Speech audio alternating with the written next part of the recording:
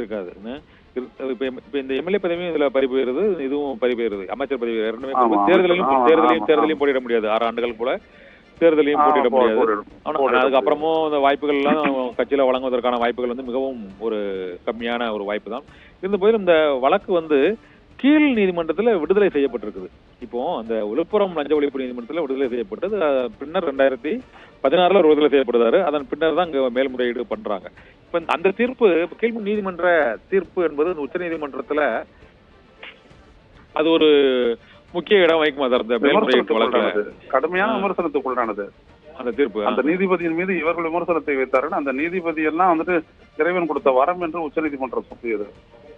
நம்ம கவனிக்க வேண்டியது ஒண்ணுதான். ஊழலை பொறுத்த வரைக்கும் கட்சி, கொள்கை, அரசியல் என்பதை எல்லாம் தூக்கி வைத்து விட்டு இந்த நாட்டையே கரையான் போல அரித்து கொண்டிருக்கக்கூடிய ஊழல் தான். அது எப்படிப்பட்ட ஊழலா இருந்தாலும் சரி, என்ன பேர்ல அது நடந்தாலும் சரி, appropriation of public money and property, அது இந்த சமூகத்தை இந்த நாட்டையே அழிக்கக்கூடியது. விடுதலையினுடைய நோக்கமே அடிபட்டு போச்சு. இதெல்லாம் 3 ஆண்டு கால சிறை தண்டனைன்றதெல்லாம் ரொம்ப சாதாரண உடைய உலக ஸ்டாண்டர்ட்ஸோட ஒப்பிட்டு போனானா, அங்கெல்லாம் தண்டிக்கப்பட்டு உள்ள போனாங்க அப்படின்னோம்னா மறுபடியும் ஆயுசு முடிச்ச உடனே தான் வெளியிலே வர முடியும். அந்த அளவுக்கு தான் தண்டனை இருக்குங்க. இன்னும் 3 வருஷம் 2 வருஷம் அப்படின்னு சொல்லிட்டு இருக்கிறாங்க.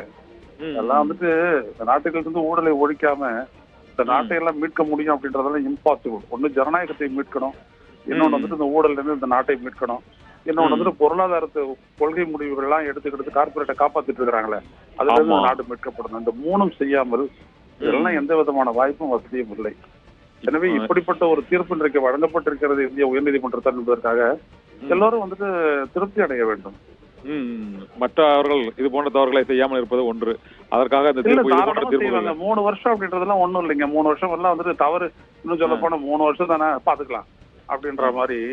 நீங்க டான்சி வழக்குல ஜெயலலிதா விடுவிக்கப்பட்ட போது இதே உச்ச நீதிமன்றம் என்ன சொல்லிச்சு அப்படின்றத பாருங்களேன். நீங்களா பார்த்து உங்களுடைய சொத்துக்களை எல்லாம் திருப்பி கொடுத்துருக்கேன் அப்படின்னு சொல்லிட்டு ஒரு தீர்ப்பு வழங்கலையா?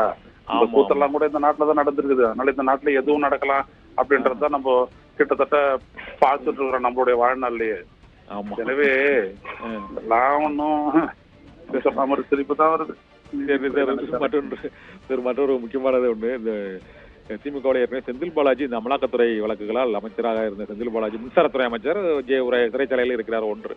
2வது உயர்கல்வித்துறை அமைச்சராக இருக்கக்கூடிய அமைச்சர் பொன்முடி ஊழல் வழக்கில் தண்டனை பெற்று விட்டார். இது எல்லாமே இந்த 2024 தேர்தலில் திமுக ஒரு பெரிய சிக்கலை உண்டு பண்ணுமோ? இந்த தேர்தல் பரப்புரை மற்றும் பிரச்சாரத்துல ஊழல் ஆட்சி அப்படிங்கிற மாதிரி. ஆட்சிக்கே வராத ஒரு எம்எல்ஏ சீட்டை கூட பெறாத ஒரு கட்சியே கோடிக்கணக்கில் கல்லா போட்டுக்கிட்டு இருக்கிறான் அந்த நாட்டுல. கரெக்ட்.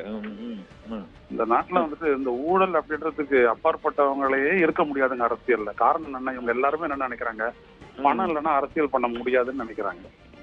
அதுக்கு பல உதாரணம் இல்லையே? பல உதாரணங்கள் சொல்லாங்க. சில உதாரணங்கள் தான் இருக்கு. இப்ப பழனிவேல் தியாகராஜன் எவ்வளவு காசு கொடுத்துட்டு ஜெயிச்சாரு மக்களுக்கு. உண்மைதான். அந்த மாதிரிலாம் நிறைய உதாரணங்கள்லாம் இருக்குங்க. பெருந்தலைவர் காமராஜர் இல்லையா, அறிஞர் அண்ணா இல்லையா, அவங்க எல்லாம் யாருக்கிட்ட போயிட்டு காசு அண்ணாவை தோற்கடிக்கிறதுக்கு தான் காங்கிரஸ் கூட காசு கொடுத்துருக்குது. அப்ப காங்கிரஸினுடைய தலைவரை தான் காமராஜர் இருக்காரு. எனவே அப்போ 5 ரூபா கொடுத்துலாம் பிராமிஸ் எல்லாம் வாங்கினாங்க, பெருமாள் மேல சத்தியம் அப்படிலாம் சொல்லிட்டு. ஆனா அண்ணா இதை எந்த காலத்தையும் அதெல்லாம் செய்யல. எனவே நம்ம பார்த்தோம் அப்படின்னம்னா ஊழலுக்கு அப்பாற்பட்ட ஒரு அரசியலை உருவாக்க வேண்டும் என்று நினைத்தால் நாம இதெல்லாம் எடுத்துதான். ஆமா ஆமா. அதனால இப்ப இதெல்லாம் இந்த தண்டனை எல்லாம் ஒன்னும் எந்த விதத்திலயும் தடுத்துறாதுங்க. அதே நேரத்தில் இன்னொன்னு, நம்ம மக்கள் ஊழலை எல்லாம் பெருசா எடுக்க மாட்டாங்க. அதான் உங்களுடைய கேள்வி. 2024 அதுதான் கேக்குறீங்க. இதெல்லாம் ஒன்னும் பாதிக்காதுங்க. மழை பெஞ்சு தண்ணி நின்று தங்களுடைய வாழ்வுக்கு 3 நாளா பட்ட அவஸ்தை வேணா அது வேணா தீர்மானிக்க வாக்காளருடைய எண்ணங்களை மாற்றமே ஒழிய இதெல்லாம் மாத்தாதுங்க. இதெல்லாம் மாத்தாது. விபி சிங் சொன்ன மாதிரி இந்த நாட்டுல ஊழல் அப்படின்றது நிறுவனமயமாக்கப்பட்டு விட்டது, இன்ஸ்டிடியூஷனலைஸ்ட். அத மக்கள் நல்லா பழகிட்டாங்க. எனவே அதெல்லாம் எதுவுமே செய்ய முடியாது.